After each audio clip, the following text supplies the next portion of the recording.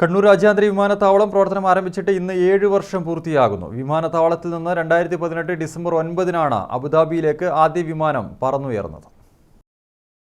ആദ്യ 9 മാസത്തിനുള്ളിൽ 10 ലക്ഷം യാത്രക്കാർ കണ്ണൂർ വഴി യാത്ര ചെയ്തു. എന്നാൽ തുടർന്നെത്തിയ കോവിഡ് അടച്ചിടലും വിദേശ സർവീസുകൾക്ക് വേണ്ട പോയിന്റ് ഓഫ് കോൾ അനുവദിക്കുന്നതിൽ കേന്ദ്രത്തിന്റെ നിഷേധാത്മക നിലപാടും കിയാലിനെ പിറകോട്ടടുപ്പിച്ചു. പുതിയ കമ്പനികളെ സർവീസിന് എത്തിക്കാനുള്ള കിയാൽ അധികൃതരുടെ ശ്രമം ഇതുവരെ ഫലം കണ്ടിട്ടില്ല. പോയിന്റ് ഓഫ് കോൾ ഇല്ലാത്തതിനാൽ വിദേശ സർവീസുകളുമില്ല. 59,000 മെട്രിക് ടൺ സംഭരണശേഷിയുള്ള കാർഗോ കോംപ്ലക്സ് പ്രവർത്തനം തുടങ്ങിയിട്ടുണ്ട്. എന്നാൽ ചരക്ക് വിമാനങ്ങളില്ലാത്തതിനാൽ യാത്രാ വിമാനങ്ങൾ വഴി ചുരുങ്ങിയ അളവിൽ മാത്രമാണ് ചരക്ക് നീക്കം സാധ്യമാകുന്നത്. 2024-25 വർഷം 13.64 ലക്ഷം യാത്രക്കാരാണ് കണ്ണൂർ വിമാനത്താവളത്തിലുണ്ടായത്. ആകെ 11,397 സർവീസുകൾ നടത്തി.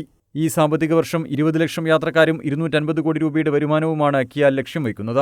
കഴിഞ്ഞ സാമ്പത്തിക വർഷം 195 കോടി രൂപയായിരുന്നു വരുമാനം. മുൻവർഷത്തേക്കാൾ 92% വരുമാനം വർദ്ധിപ്പിക്കാൻ സാധിച്ചു.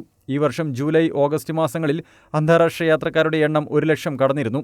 എന്നാൽ സെപ്റ്റംബറിൽ 89,750 ഒക്ടോബറിൽ 82,676 കുറഞ്ഞു. എയർ ഇന്ത്യ എക്സ്പ്രസ്, ഇൻഡിഗോ എന്നിവയുടെ സർവീസുകൾക്ക് അടുത്തിടെയുണ്ടായ പ്രതിസന്ധികളും ബാധിച്ചു. വ്യോമയാനേതര വരുമാനം വർദ്ധിപ്പിക്കാൻ വിവിധ പദ്ധതികൾ കിയാൽ ആവിഷ്കരിക്കുന്നുണ്ട്. വിമാനത്താവള കവാടത്തിൽ BPCL-യുമായി ചേർന്ന് പെട്രോൾ പമ്പ് തുടങ്ങി.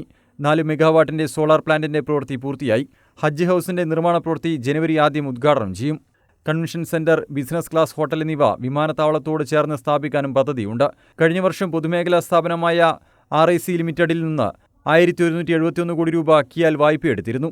ശൈത്യകാല ഷെഡ്യൂളിൽ സർവീസുകളുടെ എണ്ണം എയർ ഇന്ത്യ എക്സ്പ്രസ് വെട്ടിക്കുറച്ചതാണ് ഒടുവിലത്തെ തിരിച്ചടി. എയർ ഇന്ത്യ എക്സ്പ്രസും ഇൻഡിഗോയും മാത്രമാണ് കണ്ണൂരിൽ സർവീസ് നടത്തുന്നത്.